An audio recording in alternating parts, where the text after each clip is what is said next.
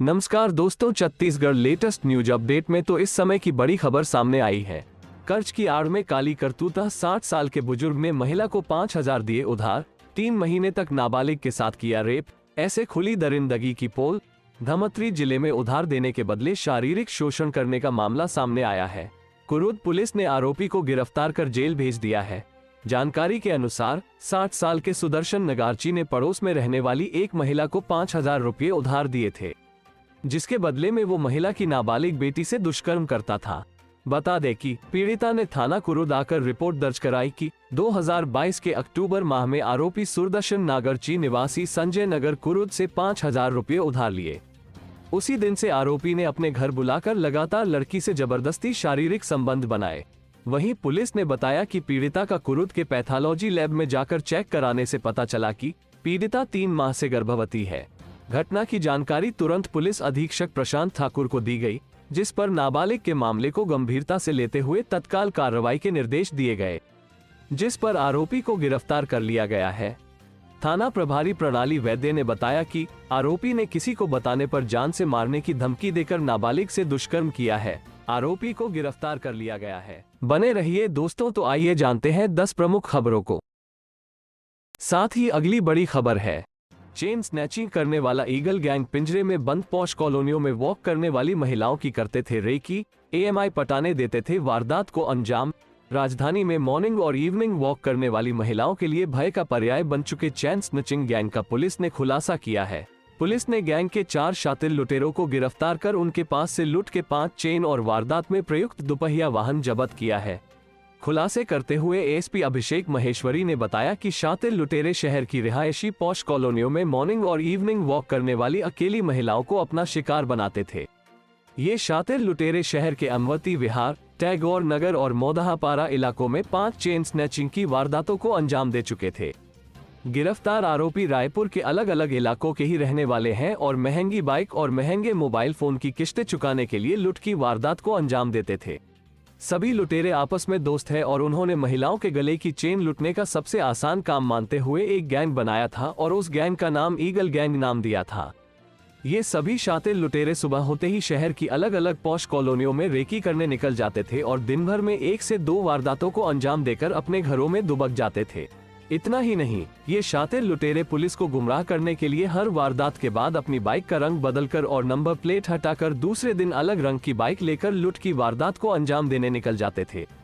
जब जांच में जुटी पुलिस को सीसीटीवी में इनका क्लू मिला, तब तक ये सभी शातिर लुटेरे नागपुर फरार हो गए थे।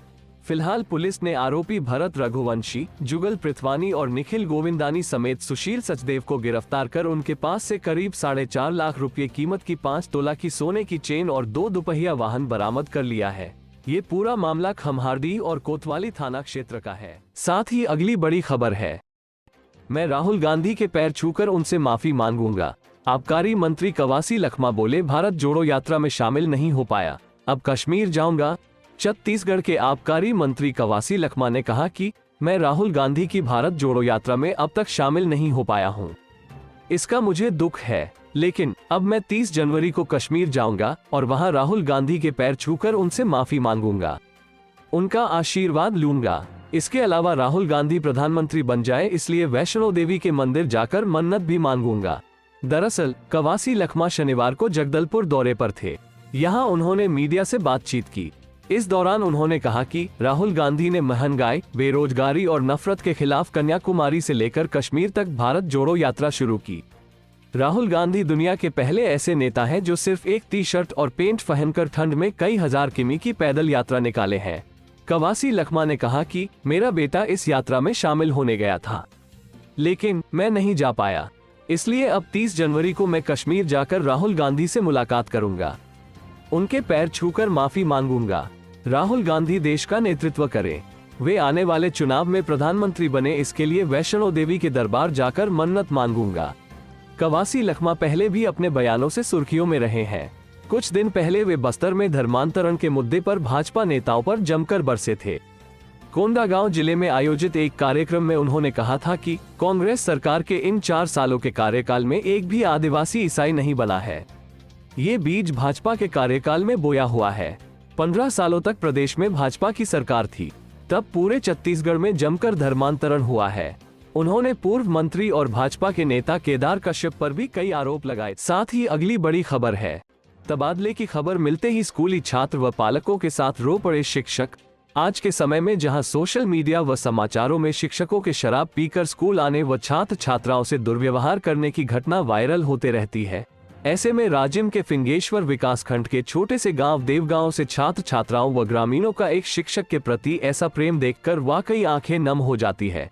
फिंगेश्वर के देवगांव प्राथमिक शाला में बतौर शिक्षक वर्ष 2004 से पदस्थ सहायक शिक्षक भानु प्रताप ध्रुव का प्रमोशन हुआ है। 27 जनवरी को फिंगेश्वर में हुई काउंसलिंग के बाद उनकी फिंगेश्वर ब्लॉक के ही बिरोडा स्कूल में पदस्थापना की गई है।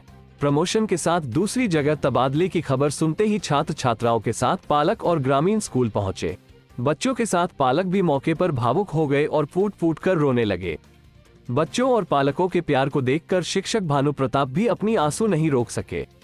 छात्र और ग्रामीणों ने मांग की है कि प्रमोशन में शिक्षक की पदस्थापना हमारे स्कूल देवगांव में ही दिया जाए। अब अधिकारियों पर निर्भर है कि वे भानु प्रताप का तबादला दूसरे स्कूल में बरकरार रखते हैं या बच्चों की भावनाओं का ध्यान रखते हैं। साथ ही अगली बड़ी खबर है, नक्सली बड़ी वारदात को दे सकते हैं अंजाम, डीआरजी और सीएएफ जवान अलर्ट पर। धमतरी शहर के बस स्टैंड पर 15 जनवरी को 5 नक्सलियों की एक साथ गिरफ्तारी होने के बाद से जिला नक्सलियों के निशाने पर है। यहां नक्सली किसी बड़ी वारदात को अंजाम दे सकते हैं। ऐसे में सीआरपीएफ और डीआरजी ने सुरक्षा घेरे को और मजबूत कर दिया है। नक्सल प्रभावित करीब 50 गांवों में फोर्स सर्चिंग कर इनकी गतिविधियों पर नजर रखे हुए है। सीआरपीएफ कमांडर खुद मोर्चा संभालकर अति संवेदनशील एरिया में घुस रहे हैं। नक्सल ऑपरेशन के डीएसपी आर.के. मिश्रा खुद डीआरजी और सीएफ के साथ सर्चिंग कर रहे हैं। फोर्स के दबाव से नक्सलियों को मारे जाने का डर है।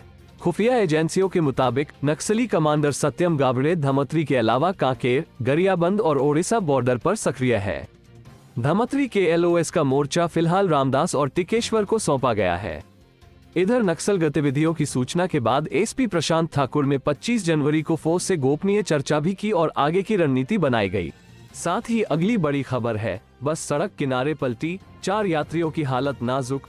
कोरबा जिले के कटघोरा अंबिकापुर नेशनल हाईवे में बड़ा हादसा हुआ है, जहां एक बस पलट गई। हादसे में 4 यात्री गंभीर रूप से घायल हैं, जिनका इलाज कटघोरा सामुदायिक स्वास्थ्य केंद्र में चल रहा है। वहीं बाकी यात्रियों को मामूली चोटें आई है। बता दें कि पटना से कोरबा आ रही राजधानी बस भैंसे से टकराकर सड़क किनारे पलट गई। हादसे में एक महिला सहित 4 यात्री गंभीर रूप से घायल हैं। वहीं अन्य यात्रियों को भी मामूली चोट आई है। वहीं हादसे के बाद संजीवनी एक्सप्रेस के कर्मचारियों ने घायल यात्रियों को बस से बाहर निकालकर अस्पताल पहुंचाया है। हादसे में दीपक ठक्कर, गिरी देवी, अरुण कुमार और धीरज सिंह को गंभीर चोट आई है। जानकारी के अनुसार सभी का इलाज कटघोरा सामुदायिक स्वास्थ्य केंद्र में चल रहा है। वहीं घटना की जानकारी मिलते ही मोरगा पुलिस भी मौके पर पहुंची है। साथ ही अगली बड़ी खबर है, स्टूडेंट को कॉल कर टीचर करता था गंदी बात, मोबाइल पर भेजता था अश्लील मैसेज। केस दर्ज हुआ तो मेंटल अस्पताल में हो गया भर्ती। धमतरी जिले के सरकारी स्कूल के शिक्षक को छात्रा से अश्लील बातें और छेड़छाड़ करने के आरोप में पुलिस ने गिरफ्तार कर लिया है। शिक्षक मोहन लाल साहू के खिलाफ परिजनों ने थाने में शिकायत की थी। इधर आरोपी इतना शातिर था कि कार्रवाई से बचने के लिए वो मेंटल अस्पताल में भर्ती हो गया था। हालांकि पुलिस ने आरोपी के खिलाफ पॉक्सो समेत विभिन्न धाराओं में केस दर्ज कर उसे गिरफ्तार कर लिया। मामला कुरुद थाना क्षेत्र के बिरिझर चौकी का है। जानकारी के मुताबिक बिरिझर चौकी इलाके के सरकारी स्कूल में पढ़ने वाली नाबालिग छात्रा के साथ शिक्षक मोहन लाल साहू 43 वर्ष निवासी कल्ले मोबाइल पर अश्लील बातें करता था। वो उसे अश्लील मैसेज भी भेजता था, साथ ही नाबालिग से छेड़छाड़ भी करता था, जिसके कारण बच्ची सहम गई थी। वो डर के कारण स्कूल नहीं जाना चाहती थी। वहीं बातचीत का ऑडियो भी आरोपी ने वायरल कर दिया था। छात्रा ने अपने परिजनों से घटना की शिकायत की, जिसके बाद 26 जनवरी को परिजन छात्रा को लेकर बिरिझर चौकी पहुंचे और मामले की शिकायत दर्ज कराई। पुलिस ने आरोपी शिक्षक के खिलाफ आईपीसी की धारा 354 क 509 ख 67 आईटी एक्ट और पॉक्सो एक्ट की धारा 10 कायम कर लिया और जांच में जुट गई। एसपी प्रशांत ठाकुर ने पुलिस को तत्काल कार्रवाई के निर्देश दिए। एसपी ने मामले को गंभीरता से लेते हुए एएसपी मेघा टेम्भुरकर साहू को तत्काल आरोपी की गिरफ्तारी करने को कहा। इधर जैसे ही आरोपी को मामला दर्ज होने का पता चला, उसने चालाकी दिखाते हुए खुद को मेंटल हॉस्पिटल में भर्ती करा लिया। आरोपी मोहन लाल साहू धन्वंतरी मेंटल अस्पताल सारखी कोलार में भर्ती था। उसने सोचा कि वो खुद को मानसिक रूप से अवसादग्रस्त बताकर सजा से बच जाएगा, लेकिन उसकी सारी चालाकी धरी की धरी रह गई। कुरुद डीएसपी कृष्ण कुमार पटेल के नेतृत्व में आरोपी शिक्षक को गिरफ्तार कर लिया गया। शनिवार को उसे कोर्ट में पेश किया गया, जहां से उसे न्यायिक हिरासत में जेल भेज दिया गया। साथ ही अगली बड़ी खबर है, महिला की मिली जली हुई लाश, पति ने की आत्महत्या की कोशिश, महीने भर पहले बच्चे की भी हुई थी मौत। पुलिस ने कहा मामला संदिग्ध। बालोद जिले के ग्राम टेकैपार में शनिवार को एक घर से 23 साल की विवाहित महिला की जली हुई लाश मिली है। मृत महिला का नाम गीतेश्वरी साहू है। मामला बालोद थाना क्षेत्र का है। पुलिस ने रविवार को शव का पोस्टमार्टम करवाकर उसे परिजनों को सौंप दिया है। घटना शनिवार दोपहर 3 बजे के करीब की बताई जा रही है। गीतेश्वरी की मौत का पता तब चला जब उसका पति चंद्रकांत साहू घर लौटा। उसने बताया कि वो खाना खाने के लिए घर पहुंचा था, लेकिन दरवाजा अंदर से बंद था। इसके बाद वो दीवार फांदकर घर के अंदर घुसा तो देखा कि पत्नी जली हुई हालत में मृत पड़ी है। घटना की सूचना पति ने परिजनों और बालोद थाना पुलिस को दी। लोगों ने बताया कि पत्नी की लाश देखकर चंद्रकांत भी फांसी लगाकर आत्महत्या करने की कोशिश कर रहा था, लेकिन दरवाजा तोड़कर उसे बचा लिया गया। ग्रामीणों का कहना है कि महिला ने खुद आग लगाकर आत्महत्या की है या किसी ने हत्या कर उसे आग लगा दी है, ये कह पाना मुश्किल है। उन्होंने कहा कि महिला की जली हुई लाश एक ही जगह है, बाकी घर में कहीं भी भागने या खुद को बचाने का प्रयास नजर नहीं आता है। जबकि देखा यह गया है कि जब भी कोई व्यक्ति आग लगाकर आत्महत्या करने की कोशिश करता है तो आग लगाने के बाद खुद का बचाने की कोशिश जरूर करता है या शोर जरूर मचाता है। पड़ोसियों ने बताया कि महिला के शरीर पर मिट्टी तेल डला हुआ था और लाश 80% तक जल चुकी थी। उन्होंने कहा कि आसपास के लोगों ने न तो धुआं देखा और न तो गीतेश्वरी के चीखने चिल्लाने की आवाज ही सुनी, इसलिए उन्हें घटना संदिग्ध लग रही है। लोगों ने बताया कि घटना से सदमे में आया पति भी फांसी लगाने की कोशिश कर रहा था। उसने दरवाजा अंदर से बंद कर लिया था, जिसे तोड़कर बचाया गया है। पुलिस ने कहा कि ग्रामीणों के बयान के आधार पर मामला संदिग्ध नजर आ रहा है, क्योंकि किसी ने भी न तो महिला की आवाज सुनी और न तो आग लगने के बाद महिला के इधर उधर भागने के निशान ही हैं। घटना की जानकारी के बाद नायब तहसीलदार चांदनी देवांगन, कोतवाली थाना प्रभारी और